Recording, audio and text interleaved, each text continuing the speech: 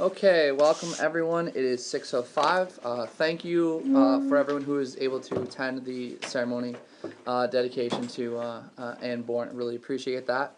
We're going to start a few minutes late with the pledge, followed by a moment of silence. I pledge allegiance to the flag of the United States of America and to the republic for which it stands, one nation, under God, indivisible, with liberty and justice for all. Now a moment of silence as we think of those who've gone before us.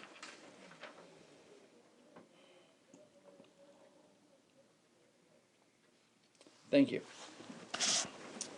Okay, roll call please. Mayor Allen. Here, sorry.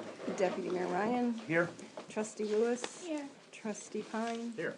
Trustee O'Malley. Here. Absent Trustee Murphy and Trustee Patton. Also present Attorney Gilkis. Mayor. Are you leaving to go for this? No, we can close that. I'm sorry. Yes, thank you.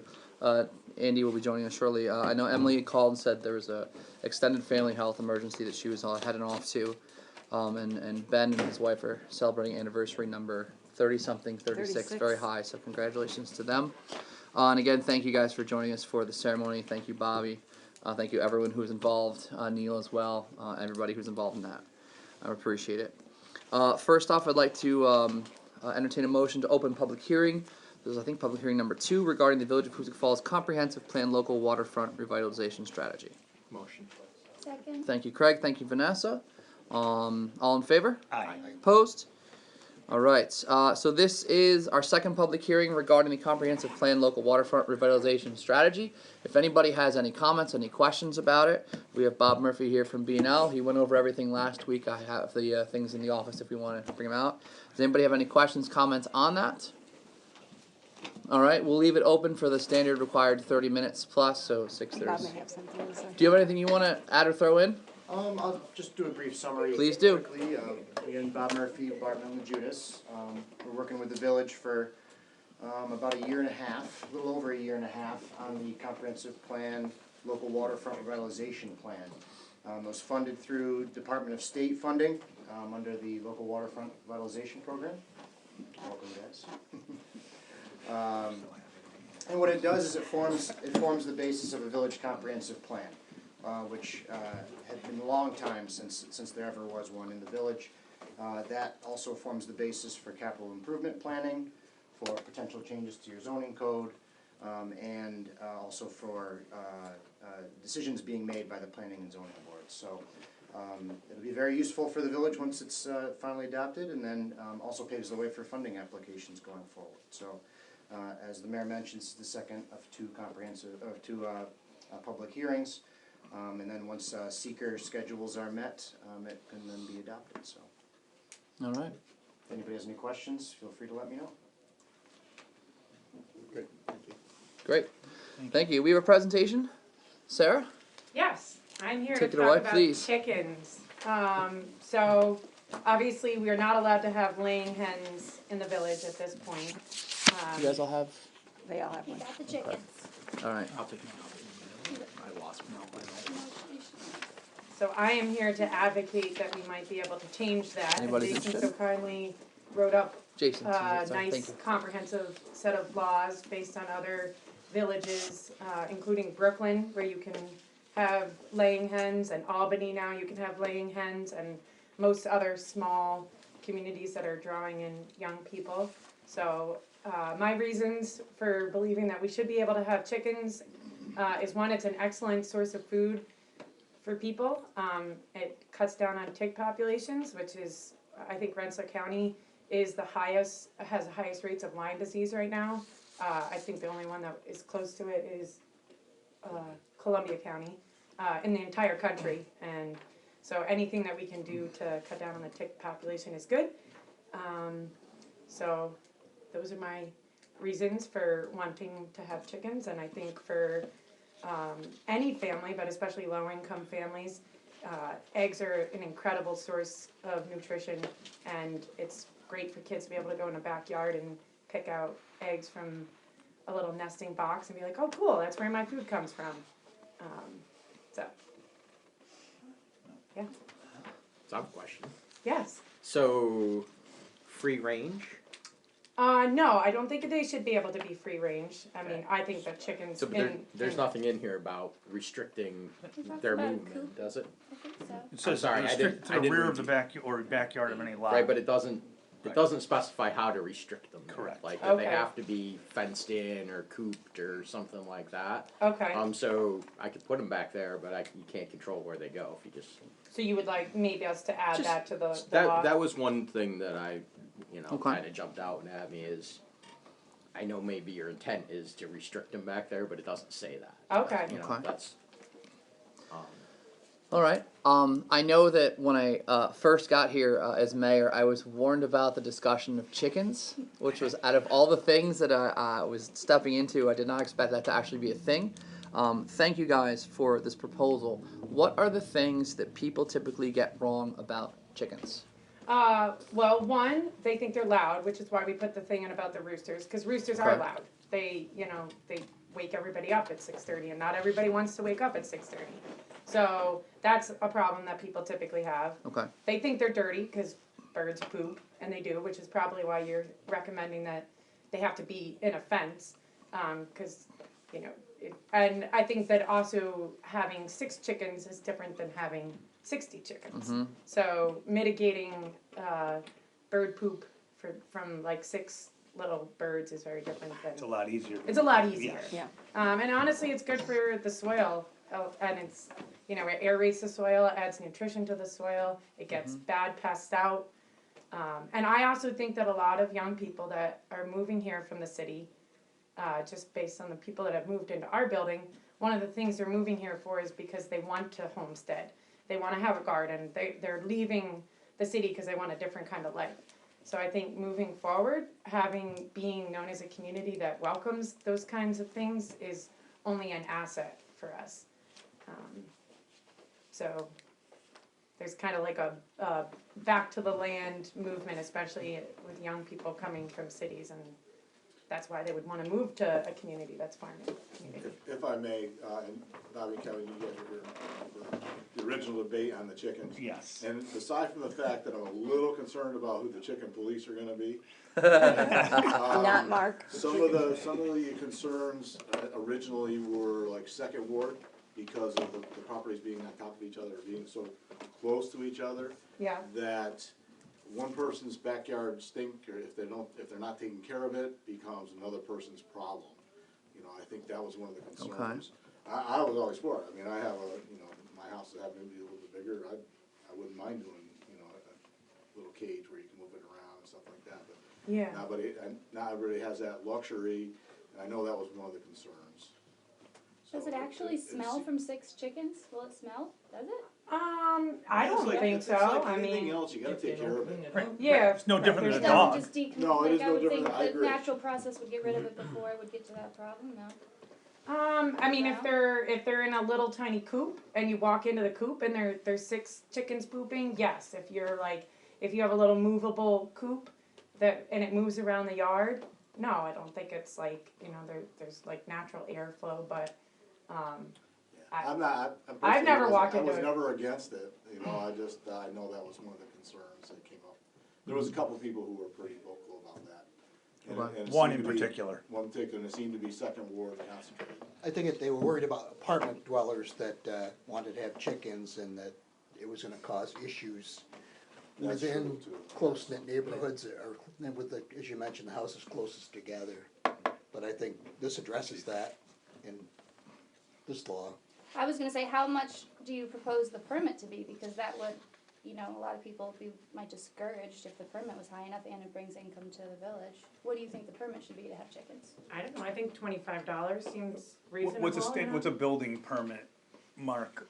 $25. Yeah, I wouldn't recommend it be any higher than that. I think that's fair.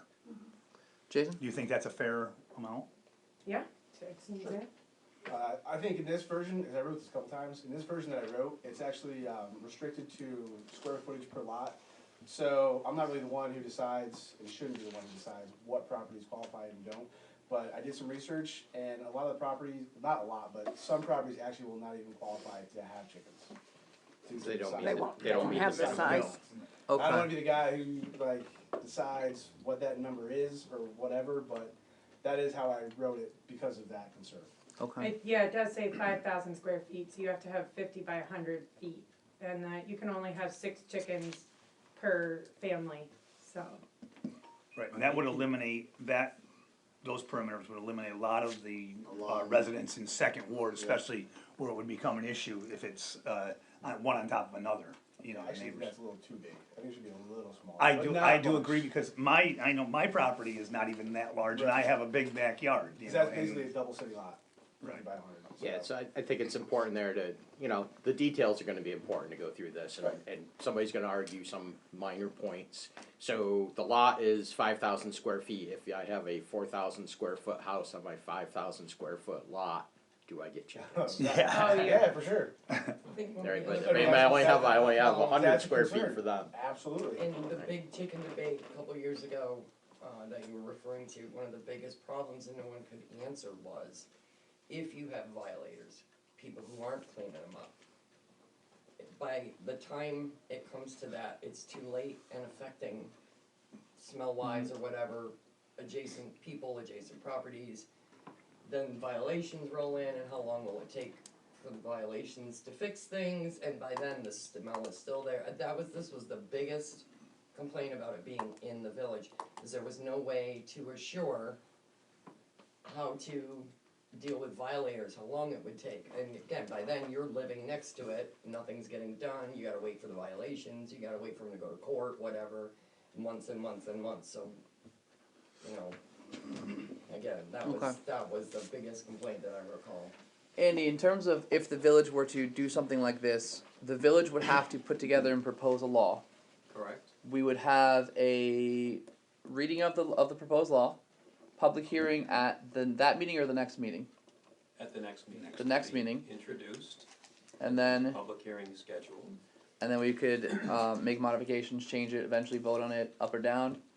That's the process. That's the process. No different than another local law, correct, That's Andy? correct. So I It is think in the nature of a zoning law, we'll go to the county for recommendation. okay. I would suggest something like this should probably be referred to your planning board for a recommendation, Okay. because that's in the nature of Should land we use. get our details together about what we think the proposed law would be before we get that to the planning board? Well, absolutely, you're gonna have to finalize what the board is, if they Okay. wanna move forward on this.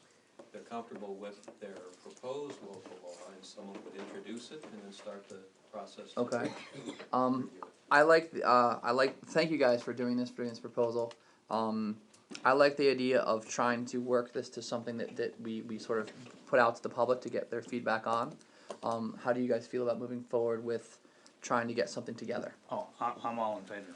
Andy, would you put in here, if someone violated the law, would there be a specific fine for not getting a building, not getting a permit? You can put that in there, you can certainly require that a permit be obtained before you could have chickens, you could put in there, specific monetary penalties for violations. Mm-hmm.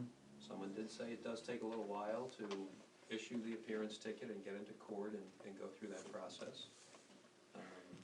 It does become a little difficult with the comment about what's called in the nature of injunctive relief, stopping the chickens while that's going on. That takes a little bit longer, so if you've got someone who is in violation, there's certainly monetary penalties available in village court, but to actually enjoin them from having chickens takes a little bit longer. It's a little more Custody involved. battle, Excuse me? custody battle? Mayor, if I could, Yeah, sir. Andy, do they have to be classified as domestic animals? Does that have to be reviewed as No, well? it's, generally these are identified as like farm animals kept on non-farm properties. They're really a zoning issue, and as long as it's allowed through the municipal local law. And I don't mean to bring this up, but you also look at, what if they start, eating the chickens? I mean, are they gonna be allowed to grow them so that they can? Well, they could, I mean, they're Slowly. laying hens in the intent of laying eggs, but at I a certain point, chickens get old, and I think that it's, I mean, what are you gonna do with an old chicken? No, I Like, understand No, people that. I think he's saying old something chicken. different where you're having, He's you talking about know, the processing of it. once- where once you're, they're where ready you're to cycling them serve. through every 9 months and having a meat business running out of your backyard. I'd hate to see the phone calls coming into the station that, you know, a chicken's hanging in the backyard. Yeah. Whatever they do to process You it. got deer Then- hanging everywhere. I don't know, like to see and it. that's fine, I just wanna make sure that we cover, I'm all for it, but I'm just saying, make sure we're covered so that when the phone calls come in, if they come in. And I think the violation side of it, and the policies that come out of that, what happens if this, what happens if that, I think that needs to be fleshed out. I think what we should do is have a separate meeting with you guys. Would a trustee or two want to be involved in this with me to work on the language of this law? I'll help. And then we can run it through, I wanna run it through Chief I wanna run it through Mark, code enforcement, obviously Andy. Once we get that, and we seem all content with it, then I think we bring it to the planning board, the county for recommendation as well, before we propose it? No, Formally? you'd introduce it, set your public Okay. hearing, and then send it out for review and recommendation. Trustees, who would like to be involved? Okay. Bobby, No great, problem. Kevin? I'd just like to ask Mr. Murphy if he's had any experience with chicken laws. Hot seat now. No, geez, you know, the experience with Albany, I know has been a positive one, but, I don't have any specific recommendations on size, and I know what was talked about earlier is if you have the right setback requirements, and lot size, and size requirements, you can curtail some of, the issues with smells and noise getting onto other people's property, cause you'll have bigger space, to be more separated in those areas, so. That's all I would really add. Alright. You're gonna sit down and start working on that. There are things like coops and setbacks from property lines, and can they be in the side or rear yards? Runs, chicken runs, how big, keeping of feed, making sure it's enclosed, doesn't attract vermin. Yep. That's another issue that comes up on here. Again, minimum lot size, minimum open space, available space on the lot. These are things you should think about when you're going through that. Okay. And you will be surprised that the public hearing will be interesting. Oh, I'm sure it will be. I've been in many meetings where a whole comprehensive zoning law is being introduced, and the majority of the public comments deal with chickens. Well, and we do have it, and Jason does have it in here as far as the being restricted to the rear or backyard of any lot or resident in the residential district, so. Fairly standard in these. That's good. Kevin, yeah, How would dead chickens be disposed of? that's another good question. Garbage. I don't know if, I don't know if that's allowed. if you have a dead chicken, what if you have 3 dead chickens? I don't know if your municipal hauler accepts dead animals like that. I mean, you can throw out a carcass after Thanksgiving, or, you know, I That's- roast a that's- chicken every week. Okay, but that's a chicken bone carcass, that's not a chicken that still has feathers, feet, beaks. We'll find out. Well, to think about that though, Kevin, when deer hunting, I mean, people dispose of, after you process the deer, they, you know, the It's a bone. processed piece of meat or bones that are put out there, it's not the whole deer that's sitting in the garbage can. No, some Be people, large garbage You're can, saying yeah. a dead chicken that no one's processed or done anything to So- is what. Correct. This will all come out in the public Put it in hearing. the And the Yes, other yes, thing yeah, is, this- when yeah. he talks about vectors, I mean, you have people that may feed, they may just throw feed out, which attracts mice and rats. It's the mice and rats that attract other animals, such as your fox, your coyote, and other things, which you may not want running through your village. I don't think you're gonna have that in the, You don't think there's coyotes in this village? there, I'm sure there is on the outskirts, but not in the residential areas, no. Fox right in the residential. I saw two. Oh, last- fox, for sure, but I wouldn't say, but You don't think? you're not gonna stop that regardless of what you have. Pigeons draw the fox draw, you know, I mean, But you- come for the pigeons. We're already You're getting just into giving it. another table Already to getting sit into at. it. Okay, wow. Public This is, hearing. no, this is good, Kevin, This is thank good. you. Thank you guys, I'll shoot you guys an email, and I think, we'll set up a meeting with a few of us to start, hammering through things we need to look into and so on and so forth. This is good groundwork to This is start very with good, anyway, this is so. very good, thank you. We could possibly even ask somebody that's been involved in the process in Albany if they would, cause usually people that are into this are kinda passionate about it. And I know Yes, it's been a long haul for them to be able to get chickens in Albany, so maybe somebody that's involved there That could would be give great. us some insight as to what they went through in all these like little ins and outs and questions and, And see if Albany has coyotes now. yeah. Pretty big place. Chicago. Some. There's a whole documentary on the city of Chicago with coyotes running through. Like coy dogs, like, Yeah. wow. Jeez. Koi dogs are a thing of the past, they're coyotes now, I mean, it used to be koi dogs, and now they, now it's full-blown coyotes. All right, thank you guys. Thank you very much. Thank you. I just have a quick for a few updates before we get to the people to be heard. There are a few events that happened. The Christmas tree lighting and the event at the Armory was on the 30th of November. I was unable to be there, but I heard it was a very good event, both at the Thanks, guys. the lighting guys. and thank you, and at the Armory later. So thank you to all who were involved. Congratulations to Luke Hoig, who again annually is just one of the greatest examples of people we have in this area. 84,000 letters for the Make-A-Wish delivered. That was awesome. There's an upcoming event at the Lewis Miller Museum, Small Town Christmas, this Saturday and next Saturday from 11 to 3. They had a bunch of groups helping with decorating trees. So please check that out if you can. A few quick brief updates on some ongoing grants, programs, projects. The Woodsbrook buyout program, we have officially closed on 4 locations, 357 Hall Street, and no, 27 Elm Street is the other one. 27 Elm. We have one more closing that is scheduled, another one that's going to be scheduled shortly, and sometime in early January. After we've gotten those closings done, we'll probably check in with our last couple people and see where things are going. So that is progressing well. The sewer project work, there's been a lot of layers of this. We had a situation with a culvert that was exposed down near the sandbar. I want to thank Andy Gilchrist was involved, our village environmental attorney Dave Engel, Sterling Environmental, Mark Millspaw, Andrew Millspaw, Neil, Kenny, so many people were involved in that response.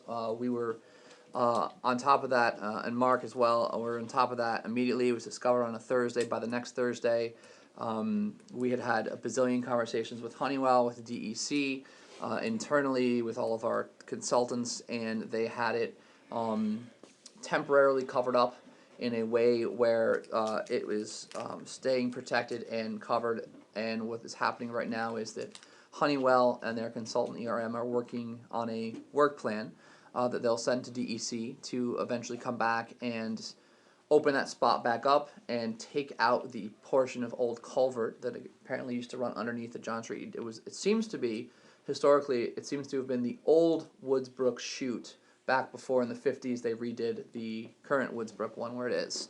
The numbers that came back in their first samples were extremely high. They were over 1,000 times higher than anything the 2-year remedial investigation at John Street has found. DEC, I think, specifically said it's likely source material from the John Street site. And I know that the general vicinity of this location had a lot of tests about this stuff in their basements. And again, they've already handled this and they've done a bunch of things on site in various people's houses. But it's likely that this could actually be the reason for it. So in a sense, it's kind of good that we found it because now we can get it out of there and taken care of. It's likely going to be in the spring that they come back and take that stuff out. In the meantime, the sewer project continued on. We made a couple tweaks to make sure we could continue with the sewer project. Wouldn't be behind schedule, wouldn't be an extra cost to the village, which it has not been, and things are back on schedule. Impact the sandbar at all when they do the digging out of the old culvert or chute? I would assume that they're going to lose that access to that space. Now, if they have to go under the sandbar, you mean? Like if they have to go under the beach volleyball setup? That I'm not sure, and I'm not even sure if we as a village would be involved in that or if they would be discussing it directly with Honeywell. with Honeywell. But I know that Need access onto their. yeah, they'll need So, but again, I know. I mean, they know some attorneys. We were one. yeah, she is one. We were in touch with them within 24 hours, telling them what was going on and giving them some regular communications. It's likely that when the remediation has to go, but I know that that's going to be one of the concerns, and DEC is well aware of that because DEC actually gave me permission to give them their direct number to call some of the people who are involved in remediation. I mean, would they be compensated for that by Honeywell, or would It's that's up to possible, but them again, to that's their that's outside attorneys of or our whatever? that's outside of our purview. On this other side, we had some equipment that was brought in to do the hazardous mitigation work while we were digging. That was part of the $475,000 that we got from Honeywell to take care of that. That work has completed. We've gotten the equipment back to them, and we're crunching numbers right now. But so far, both the work for J Squared and the work for Louisi, the two contractors, has been significantly under budget from what they had planned. So we're looking good in that department. Highway garage has been progressing on quite well. The new date they gave us to be done is early January. I want to say it was the week of the 9th or something like that. We had a new thing come up today where there's an issue with the what's the word? ATS switch. The ATS switch and the Generator. the generator. Sorry, I was thinking compact. I don't know what I was thinking. The generator. We were under the impression that the generator was going to power everything in case power went down, and apparently the plans called for a smaller generator that only does heating and lights and no outlets. So if we would need to make some changes, and that brought up some more questions about was an installation part of the cost, so now we have some more questions to do.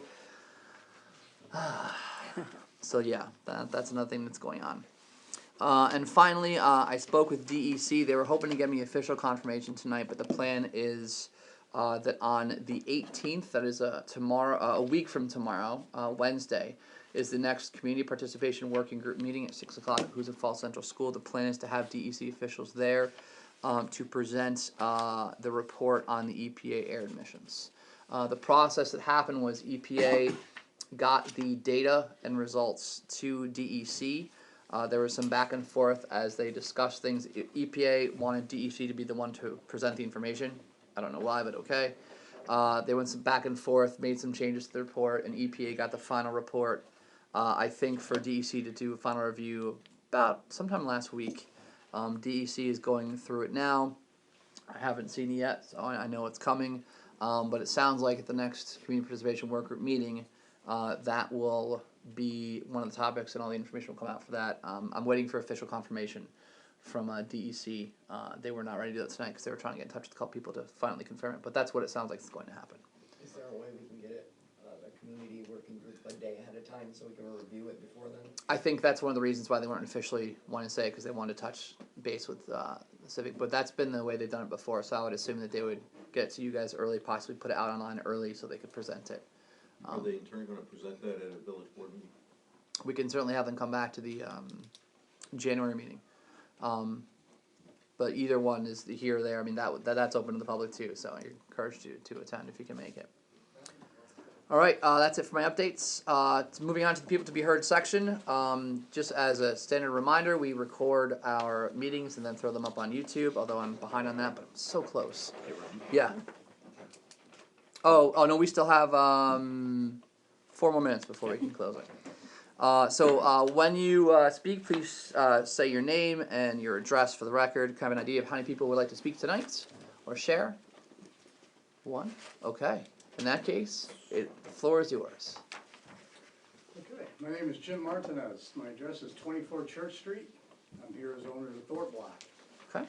I have a concern about the parking in the municipal parking lot. In particular, the illegal parking and the fact that it's not being addressed. And I'm glad Neil's here tonight because Neil got to see a lot of it. Neil, you can fill in like you just did for him when I don't come up with the right words. This last storm in particular, when we had 20 inches, there was a truck parked out by the fence and behind the post office, parked in a clearly no parking. It's in the middle of Kennedy Lane essentially, right? Kennedy Lane goes right down toward John Street. Mm-hmm. So it's parked there. Neil and his men could not plow around it. So everything piled around it, which means now I've got a carport out back.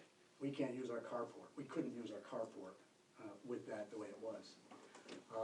This is not uncommon. this happens a lot. That car was there that night, I don't know if it was there the next night, but the next 2 nights, there was another car parked exactly where that one was, which means that Neil again could not clear it.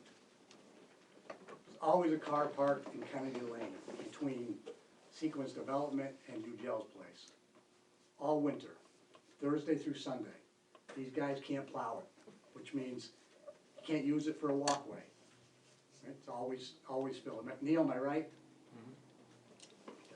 Not uncommon to have cars parked, not only on our property, but to have them parked in front of the dumpster, so that people can't get to the dumpster. To have them parked in front of our back driveway, which goes to the back of Thorpe's, which is used for deliveries in Thorpe's. It's blocked. You can't get in, can't be used. Those are illegally parked cars. I don't understand why nothing's being done with it. I just had a nice conversation with Jerry McAuliffe when we were outside. He was talking about the cars that are parked and just left there all winter. May not be registered, have flat tires, they just sit there. Nothing's done. Yeah, That can't be right. There's gotta be a way to stop this from happening. it's not just that lot, there's other lots as well. During the storm, I called Bob about a couple different issues at different parking lots. Over on Classic Street, there was a truck that was towed that's been there since the spring. And also cars is parking there long-term. The storm happened, I think it was 3 or 4 days later, and those cars are still covered with snow. And I think there was one still in your lot, parked there with a van that was parked there, and I don't think it still has moved. The truck and the van are owned by the same person.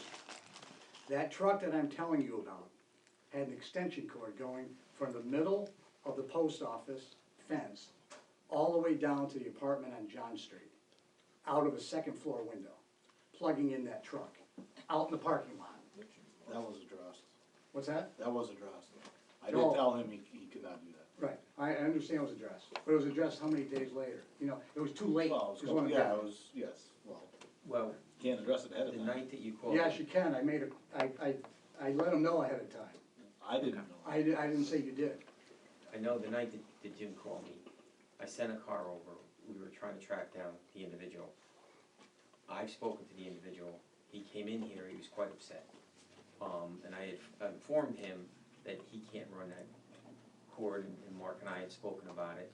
I told him about parking the car there, and then he had a trailer that was there that he felt that he could park the trailer in there as well. And I told him that he couldn't, and he was looking for some type of law that says that he can. And like I said to him, if we allow those trailers to be parked there because it's your work trailer, then everybody and anybody can park a trailer there, and it's gonna create a problem. One of the issues that I think we're gonna have a problem with is, and we wrote 4 or 5 parking tickets to cars that were buried in there. And they've all come in here and they're all screaming at me, which is fine. I told them we'll address it in court. I don't think we can write a parking ticket for it, because of the fact that it's a municipal, parking lot. That's a lane, that's not a park, that's not the Well, parking. I'm not just talking about the lane, I'm talking about the whole parking lot itself. Okay. Because some people were moving their cars from other parts of the village and parking them there because of the snow, thinking that that was a better place to park it. But there are no signs in there, and Andy, maybe you can clarify that, if we have to kind of put some type of sign up that says what kind of parking. Some of these individuals told me that the people who they rent from over on John Street told them that they can park there. And I told him that that's not true, and if their landlord is telling them that, then the landlord's telling them the wrong information. So, what Jim is saying is, he's totally correct on everything he's talking about. The one thing we're trying to correct it as quick as we can. And I know that the trailer's gone, and he's not plugged in no longer. They were both parked behind Timmy's.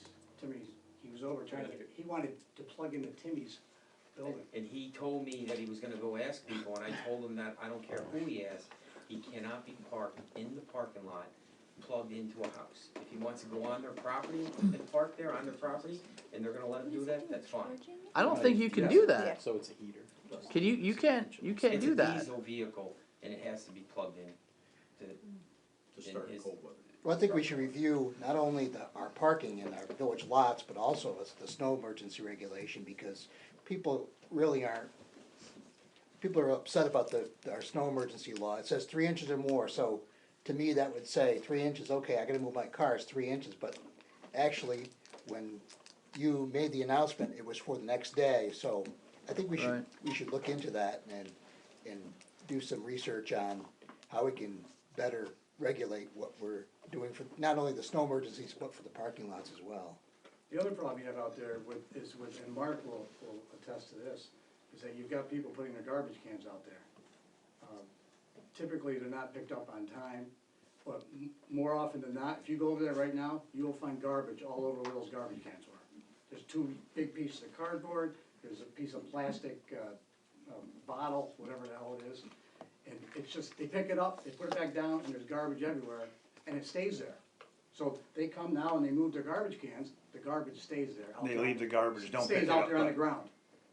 So unless I go pick it up, it sits there. I think we just need clarification on, I get the snow plowing, but as to who can park there, when they can park there, and what purpose they're parking there. Alright, If you look at the lot on Classic Street, there's no signage that says no overnight parking or 1 hour parking. Some of the parking spots should be 1 or 2 hour parking, maybe for the liquor store across the street or for the insurance Plus the company. insurance company, right. Right now, there's nothing to prevent somebody from parking there for days or weeks at a time. Well, it's probably a good time, because if that Well, restaurant opens up. A lot of it's it gonna goes be to common sense. People don't use common sense No. anymore. Anymore? That's what it just comes down to. You know, common sense is, yeah, we have a big storm. Okay, go dig your car out of the parking lot, move it to another spot that's not. Yeah. It's already been plowed out. You know, Hey, Well, Chief, at how least they many, give them a tool to, how many vehicles did we tow for that snow emergency? Cause I know I had spoken with, Officer Widener, he We only stopped by. told a couple of them, I mean, most Okay. people were getting out and moving them. you towed that Okay. truck from the parking lot that was there since spring, green. And the problem that we're having, to be quite honest with you, we can't get a tow service to come in no more. They don't wanna tow these vehicles, because they're stuck, he doesn't wanna tow them. And that's because he's not getting paid? Right, so we're going outside the village and trying to get tow services to come in here. And, Cahill was good during the last storm, but again, you know, someone's gotta be responsible for these vehicles that are being towed over there that are not clean. And I don't wanna put the village in a bad spot where we're starting to pay tow bills. Where do we have them towed to, Bob? They usually go to the garage, and there's a storage fee. The highway garage? like- No, No. no. Whoever highway tows them. garage, the Cahills are. Oh, okay. What's that, Neil? You want us to tow them to the highway garage? Okay, got it. I got lots of room across from the shop, new shop. Alright, we got a lot of things to follow up on, Jim, thank you. I personally think the village ought to do up a letter to all these apartments on The landlords? John Street, Church Street, you know, you got coaches, people that park in that parking lot too, so. We had a conversation with a young man that came in here, he was furious with me because I gave him a ticket for parking over there, and he said his father said he can park there, who owns the apartment building up the road here. And I said, well, that's not true, you just can't come down and park here and leave your vehicle for whatever time you want, because you're plowing your driveway up there. Yeah. Well, Back in the day, I'm gonna tell you, this goes way back before there was really enforcement of the zoning laws. Those people were told, and they got apartment approval based on using parking lot spaces in the municipal parking lot. That wouldn't have to use the spots. We're talking about the line spots, right? We're not talking about just, what they're doing is just parking They're wherever just they want. Wherever they want. There's Yeah. obviously I no know. parking Right. spot there. They're parked in the middle of the parking lot. Well, what's probably happened is there's more people parking than what there are spaces for, so they end up overflowing the parking lot. Alright, we'll follow up on this, thank you. For business purposes, but they're not parking there for And we have a business few things to talk about after this meeting. Yeah. Alright, thank you. Yeah, We we'll definitely need follow to up. address that, for Yep. sure.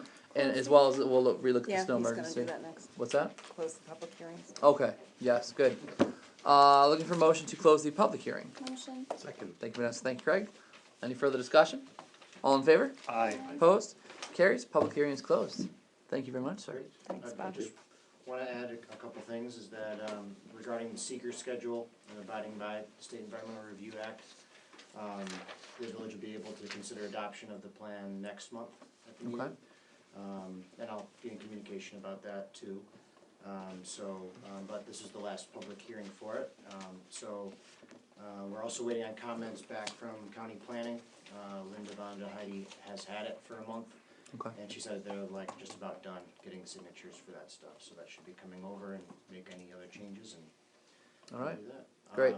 The other last thing I wanted to mention is, I think it's great that you honored Ann Bourne. It was great to work with in my time working with her here, so I just wanted to. Thank you. She, I will tell you that she did not have a lot of positive things to say about engineers, but she liked you. She liked you a lot. Wow, high praise. Right, Judy? Right? She did. Absolutely. Yes, she did. And if she didn't, we would know. We definitely know. Thank you, sir. Never lost for words. That's right. Thank you. Anyone else, people to be heard? All right. Moving on. Reports. I know Ben's not here. The treasurer report is very similar to stuff from last month. A couple additional things. Water meters were read. Invoices have been printed. Will be going out in the mail shortly. Woohoo! Also, we'll need to renew the bans from the flood expenses. We're paying just the interest in December, but the first principal payment will be next December of 2020. I don't think there's anything else to highlight, so unless anyone wants to bring up something, I'm looking for a motion to approve the treasurer's report. Motion. Second. Thank you, Craig. Thank you, Bobby. All in favor? Aye. Opposed? Carries. Police report. Chief. Steve, I found, for November, I'm sorry. Total calls for November were 126, last month were 137. Total calls for the year are 1,470 compared to last year, which was 1,102. Rest for November were 12. No. Last Total month for was 16. Yeah. Santa made its visit on November 30th. It was a great turnout here. Everything went well. Kevin did a fantastic job there. Except for Santa, MIA for a little bit. We tracked him down. Little He was confusion, late. little confusion. He went to Hoosick Valley instead of Hoosick North and Falls. south, that's all, yeah. Santa. My grandchildren You thought had T-bones? I arrested them. I arrested them. I won't say who told them that. Okay? Wouldn't Also, the police department, along with the mannequins, preparing a Christmas dinner for a needy family. We're also collecting gifts. Anyone interested in providing gifts, please give me a shout. Johnny's done this, I think 2-3 years in a row now. Put the dinner together on a Christmas Eve. We bring it over great. to him. That's great. I want to thank Marie because Marie's been getting involved in this for years and years, and she's been helping me organize this. Also, Judy and Denise, thank you for putting the police department in the Christmas spirit by putting a tree here and telling me that I have to decorate it. I had lights on it. I don't know if you accepted the lights the way they were, but Hey, we were desperate that day. I told Nick Swanson that he had to play the elf, and he was a little. He went out and made a DWI arrest, so he wasn't able to. Bad elf. Bob, just a question about the needy family. Is there would you have ages of the Yes, I do. kids? I have the ages of the kids, and I've got a selection of gifts too. I talked to the family and met with the family. I am going over the young boy's grandmother passed away. The grandmother had custody of this young boy, and we dealt with him for years and years with some issues. And one of the things he wanted was a bike.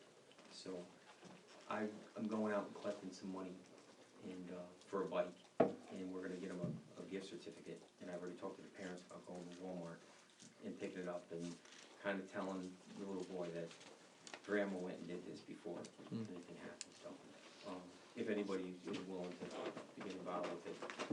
I know there's a lot of activities going on, a lot of people donating a lot of things. I just didn't want to throw gifts out to everybody. This is a family that really stepped up to the plate this year and fell on some really hard times, so I felt it was important that we work with them on it. We've got some training coming up, and I gotta check with we're bringing an instructor up on the mental health, because mental health is becoming a major issue for us. And he's gonna give us some training on the procedures of mental health. I'm gonna check with him to see if we can open it up, if some of the town board members and the highway or anyone else in the village offices here that may come in contact with him here in the hallway, how to handle the situation until we arrive. So I'm hoping to get some training done in February. February. And again, we started early on our sexual harassment policy that we have to do yearly. And I've encompassed, workplace violence, but I've encompassed it with sexual harassment. And I mentioned it to Neil, because I am an instructor, so if I can go down and do the highway department, talked about setting up time when I come down to the highway department. It has to be And we all, can- everyone. Everybody's gotta have Us it done. too, yeah. And, I mean, bonded concrete, we do it yearly, and, you know, they do the sexual harassment, and so I felt that we needed to encompass the sexual harassment and the workplace violence Okay. here, so. Good. It's no more time consuming than the other one. Alright.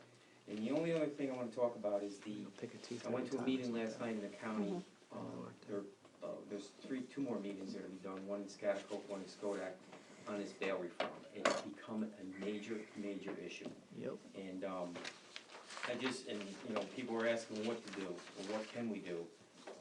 I guess just write to your representative over the state. I mean, just some of these issues that on arrest, if we arrest someone for manslaughter, in second degree, he walks. We can't put him in jail. Another one is criminal possession of a gun on school grounds.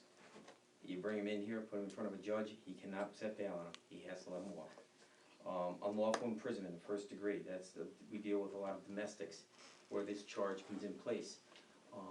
I put policy in place with my officers that on any domestic arrest, we make an arraignment. We have to bring him in here and make sure the order of protection is put in place. What we're experiencing though, what we're going to experience is that they're gonna walk out the door. Yeah. And as I spoke to the county last night about, we're tucked away up here and with very little transportation at 1 o'clock, 2 o'clock in the morning, and these people have no place to go, you tell them, well, they're back out on the street, where are they gonna go? They're gonna go back over and start kicking on the door, they're gonna start calling the person, we're gonna be called back over there.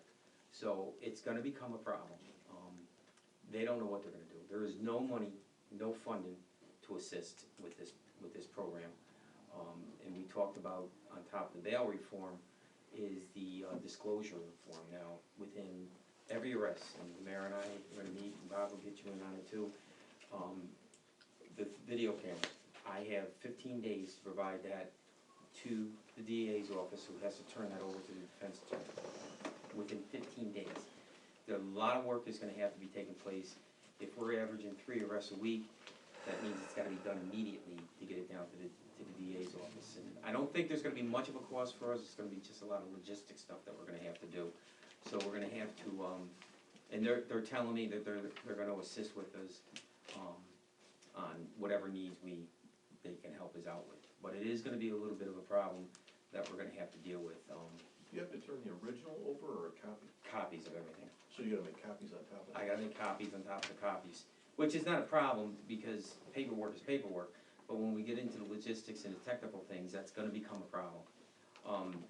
And the other issue there is, this is how damaging this is, within that 15-day period, a defensive, the victim, we'll say victim, I'll say that, at this point, the defendant, within 15 days, if there is a serious crime within someone's home, and I hate to use the word, but a sexual abuse case in someone's home, someone breaks in the house and sexually abuses someone, within 15 days, that defendant and his attorney is allowed to come to that person's house and video the inside of their house and do whatever they would walk through their house.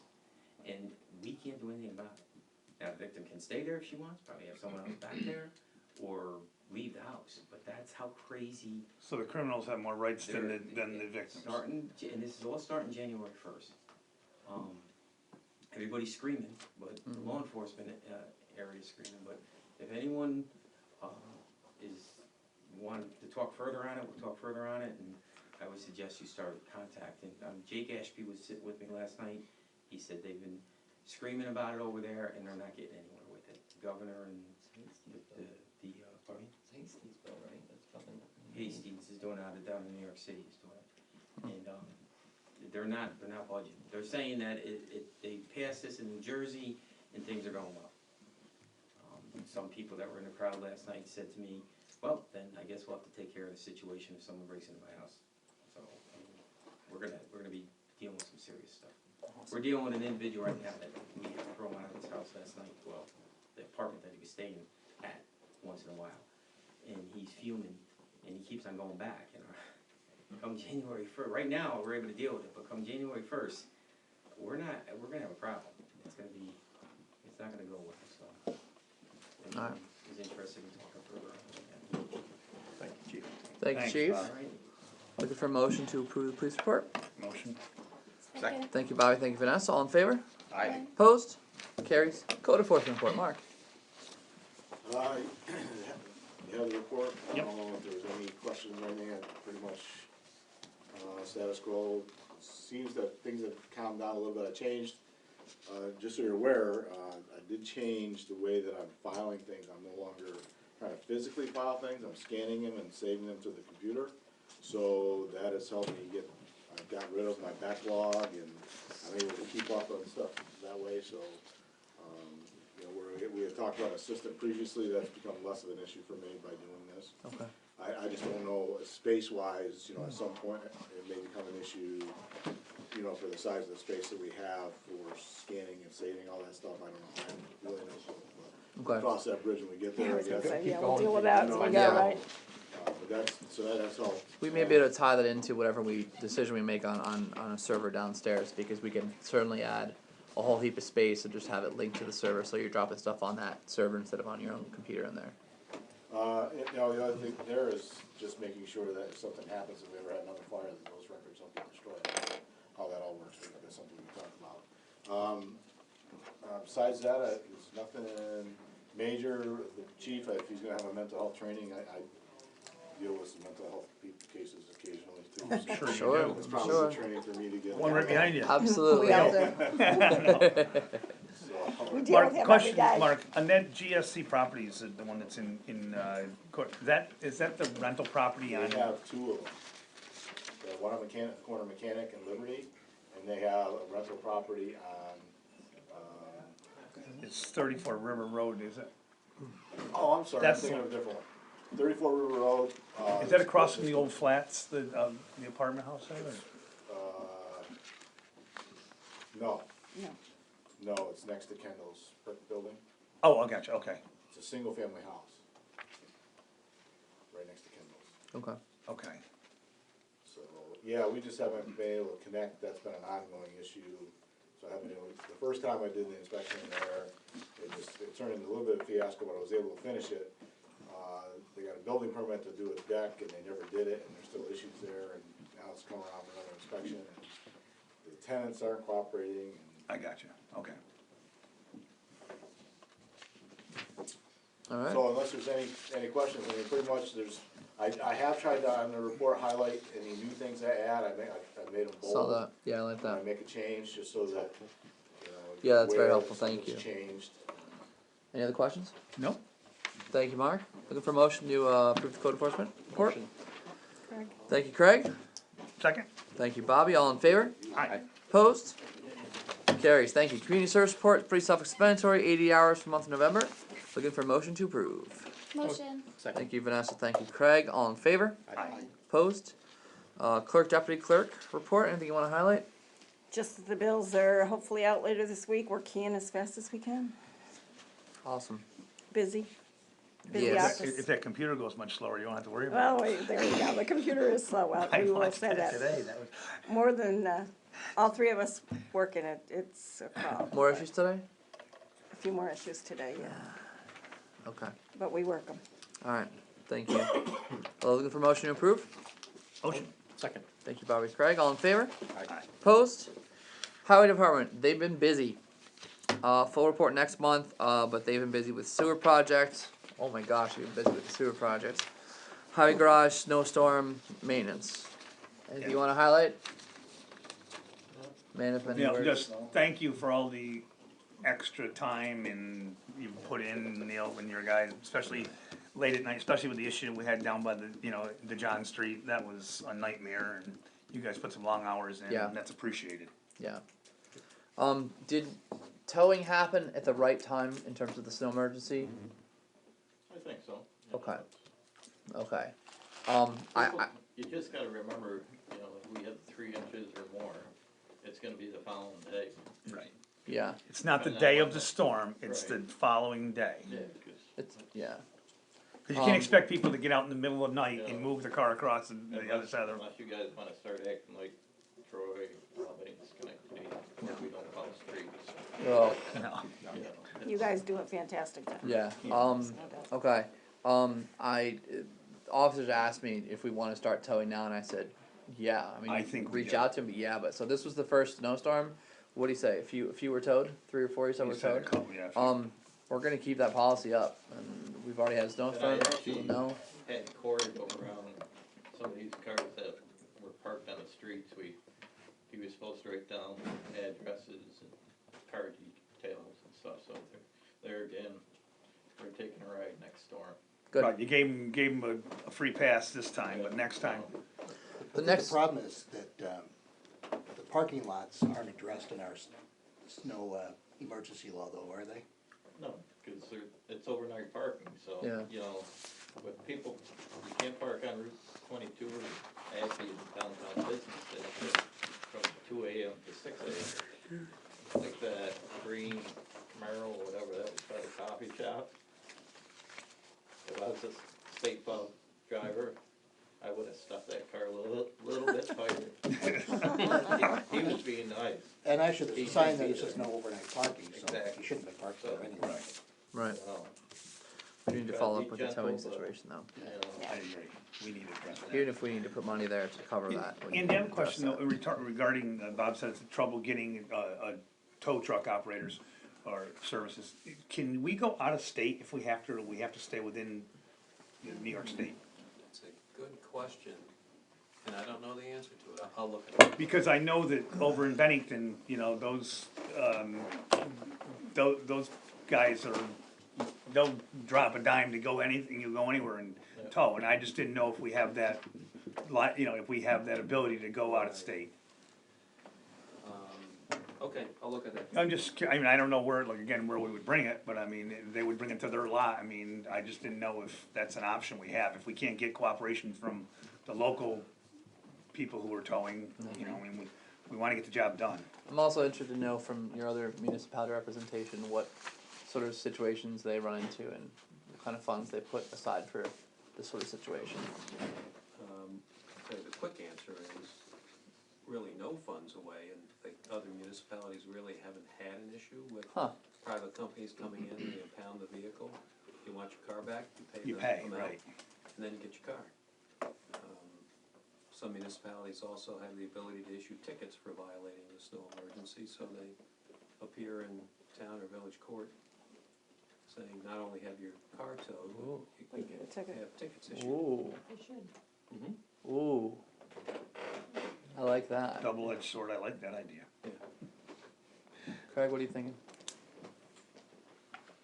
Thinking we don't wanna make, if somebody has a legitimate reason why, we don't need to make extra money off their hardship. I mean, point is get the car off the street so we can tow and clean it, not to make money for the village. Right. But having the and this is not a money making thing, but having the option to do that. Yeah, repeat discretion of offenders, the officers something can, like that, I mean. Yeah. But the problem The is. towing bill will dissuade most people from Well, doing it a the second. problem is, and Neil can attest is, in I know up in where you live, you don't see it as much, but, cause everybody has pretty much off-street parking. But down in Second Ward, it's an issue, and some people are just blatant and say, you know what, I'll take my chances, and they leave it there and nothing happens, and they're repeat offenders, correct me if I'm wrong, Neil. Last year we had motorcycles that were parked on the side of the street in the snowstorm. You know. To get an emergency And vehicle people, down there, you know, like- park their trailers, as far as, you know, their recreational trailers and, you know, and that's an issue. And I noted, look at the court notes, today, I picked up my report from the court, and there was one on there from last year that was a trailer that was left parked on the street and ended up going to court, and that's another thing I wanna talk about too, when we get into that, is the courts. The amount of money we're collecting is mind-boggling. The amount of dismissals makes my head spin. Any amount of time they have to pay the fines. Alright, looking for motion to approve the highway, department report. Motion. Second. Craig and Vanessa. Thank you, that's great. All in favor? Aye. Opposed? Okay, everybody responded, carries. Craig, did you wanna add anything, or you want me to move on? Okay. Sewer reports. Numbers are there, I don't think there's anything out of the norm to highlight. I know Kenny did a lot also with the sewer project, as well as the snow plowing. So unless there are any questions, looking for motion to approve the sewer report. Motion. Thank you, Craig. Second? Thank you, Bobby. All in favor? Aye. Opposed? Good income from there. We had, with the water report, we just had a carbon change out completed last week. It ran from Tuesday to Friday. All is good. All the testing has come back fine. DOH has given us the okay to go back to running off of both vessels. We are. There's never an interruption with water supply when that's going on. We just basically take down one of the tanks, run off of one tank while the second tank is being cleaned out. We time it in such a way as the second tank, which becomes the primary tank, still has ample time to filter what it needs to filter. So I think it's our third time. This one seemed to go pretty stinking smoothly, and we're now at the point, and we had this conversation with our monthly calls, that we're just going to talk with Jim and Josh and see if there's anything that needs to be changed in the standard work order plan for this, and if not, we're good. We just kind of keep doing business as usual. Time frame being, is that somewhat consistent? Yes. I think originally they were thinking it would be like 18 months for every change out, but that was before we noticed that PFBA was actually the moving through. PFBA is one that comes in at such low levels it's non-detect, but because it's a smaller chain, it moves through the carbon faster. So that ends up being the first thing that we detect as it moves through the change out. That PFBA is what has dictated the change out. Once we start to see PFBA showing up in the midfluent, which means it's starting through the secondary, that's when we start the process and get things changed out. But at that point, I don't even think we have PFOA in the midfluent, even though PFOA is coming in at 400 to 600 parts per trillion on a regular basis. PFBA is coming in at under 5. But that's just kind of the nature of GAC systems and carbon. Projected dropped out of like 12 months? Or? I'm just curious. I want to say it's closer to 9 or 10. I would double check that with Jim, but I think it's 9 or 10 months as well. And again, the state was really good with saying we're going to make this change out happen because for anything, as opposed to just PFOA, and that has always been the village's perspective is zero PFAS completely because we have to have the time to remediate our bodies. We can't have anything coming in. So that is, and I know we had talked in previous meetings about getting some numbers about water income. We have the numbers ready. We need to put them together for next meeting, but we have them. Josh has finalized them, and Denise has them. So we'll get that to the next meeting. Unless you guys have any questions on the water report, looking for motion to approve it. Motion. Thank you, Vanessa. Thank you, Craig. All in favor? Aye. Opposed? Carries. Great. Minutes were sent out for the regular meeting November 12th. I did not have anything to add to it. Does anyone else have anything to add to it? I'll make the motion to accept them as presented. Thank you, Bobby. Second. Craig, second. Any further discussion? All in favor? Aye. Opposed? Carries. Okay. Trustee committee reports. Vanessa, anything? No. Craig? I have nothing. Bobby? The only thing I want to say is about the downtown business day was amazing. The number of people on the street, and at the armory, it seemed like an amazing turnout. It was great for the community, great for the small businesses. Good. I think it was really good. Good. Great. Thank you. Kevin? I just recently filed a report with the New York State Public Service Commission about light pole issues in the village. Okay. We have one light that hasn't been fixed in 3 years, and it continues, and you've been paying for that pole. Where's that one? It's located up on Everly Way on the back. Okay, it's the one right here. Right. It broke, the lines go down through the park here, and at one time it broke, so they hooked it up to a pole that's in the back on the other side, and it's still not working. They came a couple weeks ago. I called them and I asked them what's the situation, and he never responded, so I decided after 3 years they've had enough time to fix that, so I filed a report with the Public Service Department, a complaint. All right. And also there's been some poles over in the municipal lot that haven't been fixed correctly, and they came up here in 2016 according to my emails that I've had with them over the years, and they promised to fix them in 2016, and they're still not fixed in 2019, almost 20. Whoever you called, email me their number. I'll give them a call too. Sure. Thank you. How many poles in the municipal lot That are, that are not working? No, they are working, but two of them are bent over almost like this, and every time they replace a broken one, they bring the wrong size pole. And in some cases in the downtown, they bring different size poles, and some of the heads are different than some of the others. Alright. Alright, thank you. Are the lights working back on the bridge again? Not yet. No, Bradley's had to make a phone call to National Grid. Okay. Why are they not working? Is it related to the sewer project No, stuff? sewer project. Okay. But they're waiting for National Grid to come and turn them back on, right? They got hook wires back up, yeah. Okay. Alright. Alright, thank you.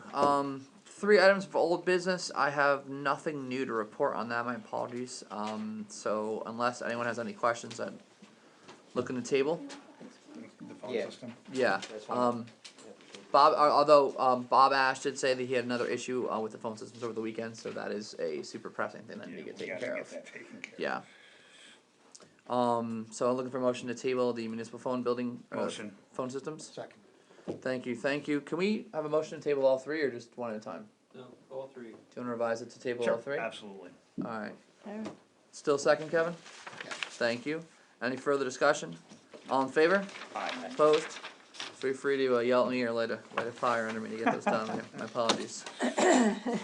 Rob, before we start, new business, if the high schoolers wanna have their papers signed, so they can Yeah, get out of here. high schoolers, feel if free you to guys bring 'em want, you can come up, we'll sign your papers after the hour. Unless you wanna stay. Unless you want Welcome to to stay for the stay. whole thing. Oh, I got homework. Good answer, Grady. Kevin, you can take one of those, yeah. We There you can go. sign that for you. Anybody can sign it. Thank you, guys. You sign that one. Sure. Thank you.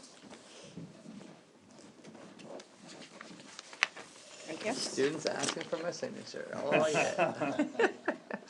Alright, we've already done the public hearing, so that's done. We had a request from the Immaculate Conception Church to have myself in capacity as mayor sign a letter.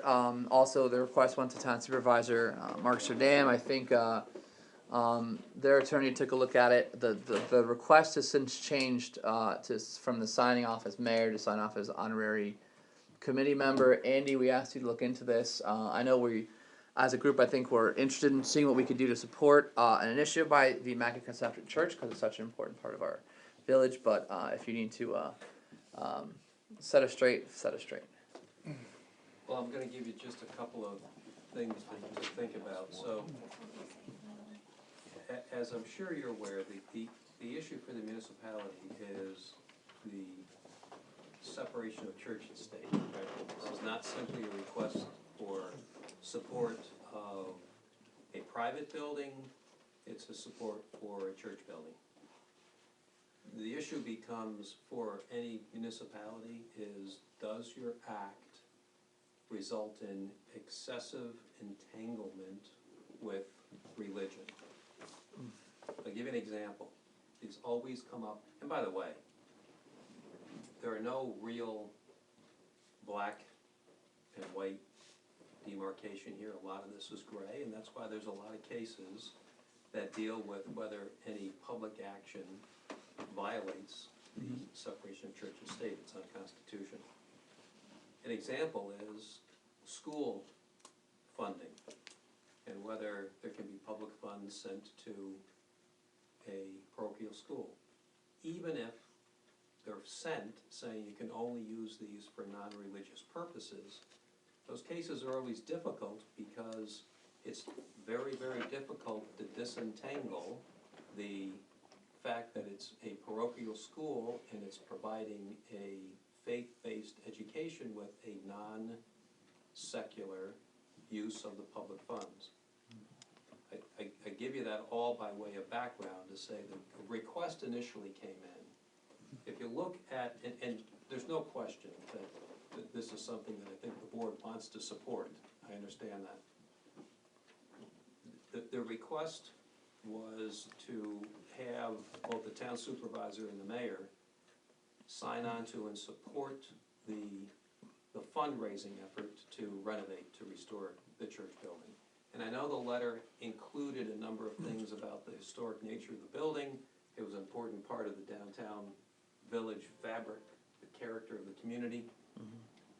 But it is a church, it's a religious building, it's there for a religious purpose. It is a specific fundraising solicitation. And by having a municipal official sign on saying they're supporting that, could give rise to a claim that that was public action supporting a private religious purpose. They're not renovating the church, this is simply my opinion. You don't renovate a church simply to have community events, you renovate a church to have church services. The letter itself indicated they're trying to have this open for Christmas of 2020. A laudable goal, but the reason you have the church open for Christmas is to have Christmas services. So that did give rise to, could this be viewed as excessive entanglement, a public support? Usually these have to be absolutely neutral, public action, public funding. This wouldn't be public funding, but it would be public action supporting a fundraiser, a solicitation for a church renovation. It sounds like, Mark, your town attorney probably had some similar concerns. The letter was revised so that it doesn't identify the town supervisor and the village mayor in those capacities, but rather as honorary members of basically the fundraising committee.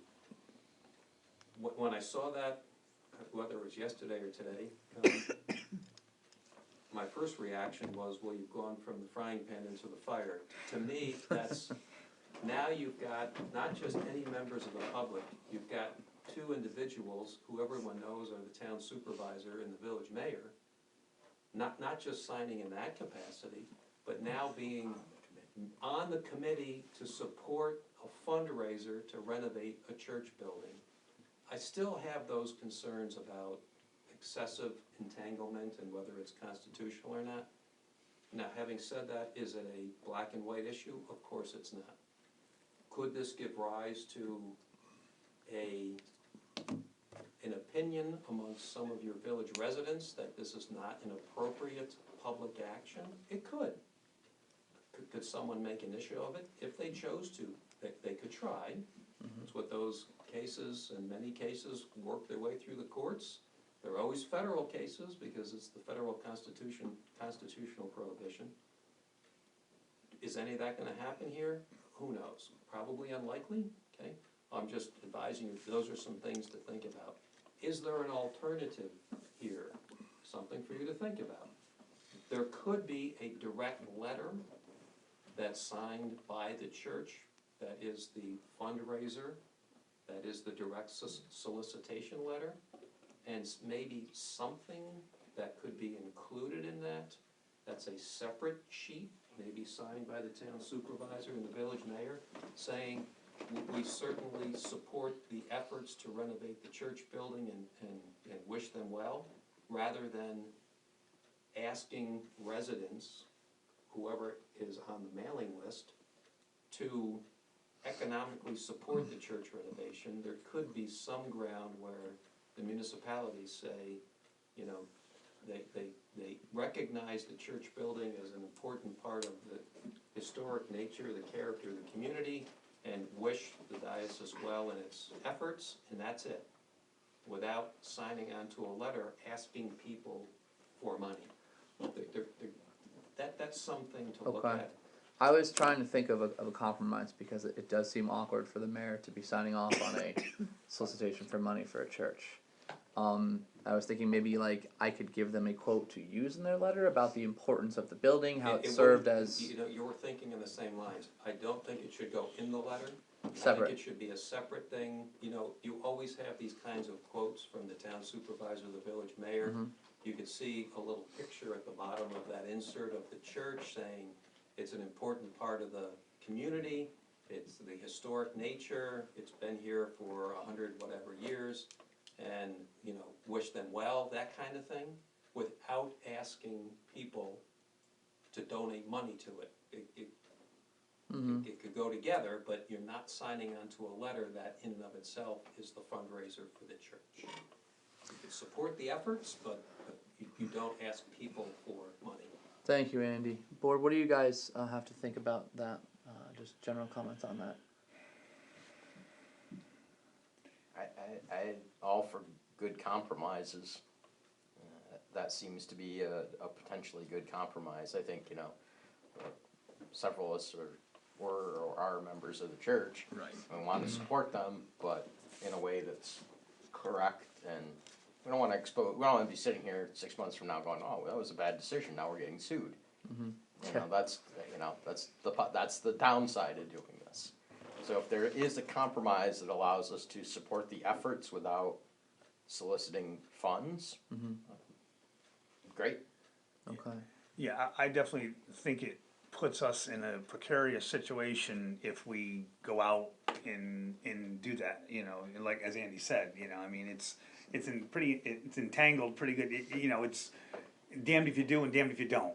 And you could, the negative repercussion we face from some village and town residents who choose not to want us to do that, I can support their beliefs, you know, it's nothing about religion, it's about money. It's not that, so. Well, and it could also, and I know the letter initially was drafted to highlight the fact that the building is very historic, it's important culturally, it's used for community events. I think that was intentional to try to make it less religious. Less abrasive too, But right, it's still Yeah. a fundraiser for a church renovation project. Yeah, you know, like Craig said, The primary mission is to keep we wanna see the building, you know, I mean, I support it 100%, but at the same time, as an individual, as a member of the parish, I support it, but I don't think it's good, business sense as a village board or as a village on its whole to put ourselves out on a limb and jeopardize getting sued farther down the road or something. And just in principle, I support the church, but I probably support separation of church and state more than I support the church. Correct. So if we can find a way to support them without crossing that line, I'm all for it. So a separate letter would be appropriate if, in this case? It's almost like an insert, or it's like a testimonial, Okay. that kind of thing. Okay. But I'm good with taking that we'd approach. have to work on that. Yeah. Okay. I just think it's not, again, the board can decide what it wants, but having what amounts to public officials sign on to a solicitation letter does raise some potential issues. Well, and that's why, I mean, that's why we have you representing us and making us, That's right. making us, you know, your opinion matters, cause you have law, and, you know, we don't, and I respect your opinion, and I think we should go by, you know, heed what you say and go forward that way. Alright, Joey. Want to have Mr. Leonard, I'm sorry, I guess I call him Mr. Leonard because he was superintendent when I was in high school, but, want to have, ask him for some material or a narrative on the historical significance of the church, and then put a preamble on that. Thank you, Mr. Leonard, for his contribution, and reiterating basically the historical significance in the letter. And then if they chose, they could add that in as a separate item. And just getting him to write a letter for the church is generally a good idea, not for us to do, but that's probably a pretty good idea. Yeah. Well, I mean, so, Thank you know, you. there's relative historical significance from the historical society of this building in this town, and then something acknowledging that effort. Thank you. It certainly wouldn't hurt, that's for sure, Joe. Yeah. Alright, thank you, Andy, thank you, board on that. I will move on that, and I think their distribution is, and trying to be, quick, so I will get in touch with them tonight. I'll also see if I can track down the supervisor and see, what his thoughts are. Track them down. Alright, thank you. Sewer project, I've given you guys the new amendment 6, so the old one is out. We had talked about getting MRB here, I sent out a, idea to see what worked better for a meeting here, and I think that the majority of us said the 7th as a special meeting, was good to have them, and that special meeting will be just specific to the sewer project. I feel like one person couldn't make it. Were you the one who couldn't make it? I was not overly in favor of the meeting, but I can make it. Okay. I think one person just said they weren't sure yet. That was you. Were you? Do you know if you? Yeah, I'll should What be day all of the right. week is it? It's a another Tuesday. Tuesday. It's the first Tuesday. So we have a But special I meeting. responded back to Tuesdays what Craig back to back. it said, because. You ask me, no. My opinion is now that we're basically, they're gonna have a special meeting to discuss this. No, that we they're going to didn't give have. us more stuff either later this week or early next week. I mean, ahead this of is, time. this is much better than what we had before, That's true. when we had nothing. Right, there's no sense in having a special meeting, we have nothing to go through. So, I mean, I I wanna having give- this in front of us, I can go through it, I have some questions that I don't know that they're for MRB to answer. Okay. Such And that may be the case, and Andy can. Such as, do we feel that they have any fiscal responsibility for the delays that we incurred, such as demobilizing and remobilizing? And I think we need to know what we feel the answer to that question is before we Sit down with this, because that may all come out in the wash, and this money may not really be owed to them, it may be owed to us. Mm-hmm. And so I'm all for having that conversation with them, but I think we need to know the answer to that question. It almost sounds like if we have this special meeting, that we may have an executive session meeting first. Correct. To discuss That things would with be you my ahead of time. suggestion, that if you set that as a special meeting date, maybe you set it at 6 for going to executive session, and then 6. general discussion 6:30 or 7. Okay, I like that idea, and I know that I want to put together some of the historical documentation and get that to you guys so that you can sort of have a overall of what has been going on. One thing I noticed is in the paper we have here, it doesn't have the list of 41 some odd points that was in what you emailed out to us at the end of the day. It's got the 41. Oh, does it? Yes. I thought there was a copy here in front of me that didn't have the. Yeah, this one 41 does, points. Craig, yeah. At the end? Oh, okay, sorry, maybe I didn't have my glasses on. It's there. But some of those 41 points make me question, well, why is that an expense that the village is covering? Coordination of training, HAZWOPers, why are we paying MRB to coordinate the training of our contractors' HAZWOPers? Those are good Those questions. are questions that I think will. And that's why I think, even though I hate to have another meeting and have it back to back a week later from the original, I think that it's a pretty big conversation we have to have. It's a really important thing, and it's a future debt that we're going to be taking on as a village. So that's why I think the special meeting is the route to go, even though it's not the preferred route. All right, in that case, do we need a motion to set the special meeting? All right, then I'm looking for a motion to set a special meeting on January 7th, Tuesday, January 7th, for purposes of discussing the sewer projects. Motion. Second. Thank you, But Vanessa. are we gonna set the time that we're gonna have Oh, should I- executive session should I- first, or? Yeah, indicate that the meeting will start at 6 to include executive session at 6 and And- general business.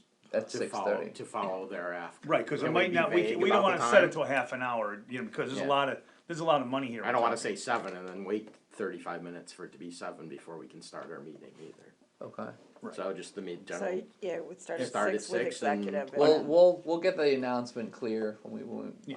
okay, Unfortunately, all if people wanna attend, they'll have to be here to be available between 6:30 and 7. Yeah. Right, so Yep. I wouldn't think we'd need more than an hour for executive session. Okay. I'd hope not. No, I don't think so either. All right, so we have the motion to set the special meeting for the 7th. Any further discussion? All in favor? Aye. Opposed? Carried. Thank you. All right. Do we have a resolution for the village elections? We did not have a resolution. We need to be able to say that we are holding the election on the 18th of March. Andy, do you know if it needs to be a motion or a resolution? It said resolution. It did say resolution. Do you wanna do that at the special meeting? Since we don't have it ready, We could table that. That'll give us enough time. so that's still time to get That the works. announcements in. That will fit within the Just time window. table. Okay. Motion to table from someone? Motion. Second. Thank you, Bobby. Thank you, Craig. All in favor? Aye. Opposed? All right, and we do have one resolution, the secret resolution regarding the wastewater treatments plant effluent disinfection. Do we read the whole thing or just the now therefore? And now therefore, Okay. Now therefore be resolved by the Board of Trustees of the Village of Hoosick Falls in regular session duly convened as follows. The Board of Trustees of the Village of Hoosick Falls is the lead agency for the environmental impact review of this action pursuant to SECR. 2. The action is classified as a Type 1 action pursuant to SECR and is implementing regulations at 6 NYCRR Part 617. 3. Review of Part 2 of the full environmental assessment form results in the determination that the action will not have a significant adverse environmental impact, and therefore a negative declaration has been adopted as set forth in the completed Parts 2 and 3 of the full environmental assessment form. 4. Filing of the SECR negative declaration for this action is ordered in accordance with 6 NYCRR 617.11. And 5. This resolution will take effect immediately, and the SECR negative declaration dated October 17th, 2019 is hereby ratified to the fullest extent permitted by law. I failed to mention the title, SECR resolution regarding wastewater treatment plant effluent disinfection. This is related to the grant we went for. So I need someone to offer the resolution. I'll offer the resolution. Thank you, Craig. Second. Second, Kevin. Any further discussion? And you want to chime in on anything, or just as is? No, it's fine. Awesome. Roll call vote. Trustee Pine, Yes. trustee O'Malley, trustee Patton absent, trustee Lewis, Yes. trustee Marby absent, Mayor Ryan Allen, Yes. and deputy mayor Ryan. Yes. So Mayor Patent. Mayor Patton's Mayor here. Patton was not here. All right, passes. Thank you. Unless anyone has any further business to bring forward. I do, just don't forget the youth center has asked for a donation again this year, not donation, but money request, as they did, last year. We worked it out somehow, I'm not sure how much it was. There was We did a split between the two, but now we have that money budgeted, but we don't have the two to give it to. So let's, can you make a note for us to have that conversation with Denise, and we'll try to put that on the January meeting. I think what we did is we split the 1,500 each between the two. Oh, between them and HIYC3, right? Hasty 3. Right. But with Hasty 3 gone. Gone. Let's figure out what Hasty we 3 want. is still Not there. gone, but it's a different. Right. All right. Yeah, let's figure out what we want to do with that. Okay. money. All right. Do you remember what the timing was? It last fiscal year that money went over there? I'll check with Denise I on don't that. know, but Penny's been asking the last couple of Okay. months. Tell her we'll have it on the January meeting. With my apologies, yeah. All On right. the regular meeting, right? The regular meeting on the Okay. 14th. What was the other one along with that? I can't remember. One thing also, can you put on the Chamber of Commerce versus Hoosick Rising? Rensselaer County. Yes, because in the past we had decided to go with the Chamber of Commerce, but I recently got a letter from Marion Zuckelbauer of Hoosick Rising, which had not a lot of positive things to say about the chamber, since someone who had been active in the chamber and helpful here had left. Not much has happened since with the chamber, and posed the idea that possibly instead of us buying into the chamber, we could just buy into Hoosick Rising directly. So Our what do you call it, our contract with them, or whatever it is, our dues are up in, I think, June or July of this coming year. With who, Kevin? With the Rent- Rensselaer County Well, Chamber of Rensselaer Commerce. County. okay, is that one up? I'm not sure how much it is, I think it's around $600-800, somewhere in there. Yeah. Can you make a note of that to 600. check when that's up? I'll check with that Denise this week. All right. I know one time, too, the LDC was also a member of the chamber, which seems, like, Contradiction. Strange. strange, we're both spending money on a chamber membership when it, you know, could be just once. Yeah. Yeah. Yeah. Anything else? Motion to adjourn, please. Motion. Thank you, Craig. Second. All in favor? Aye. Opposed? Motion carries. We adjourn at 7:33 p.m. Took Ben's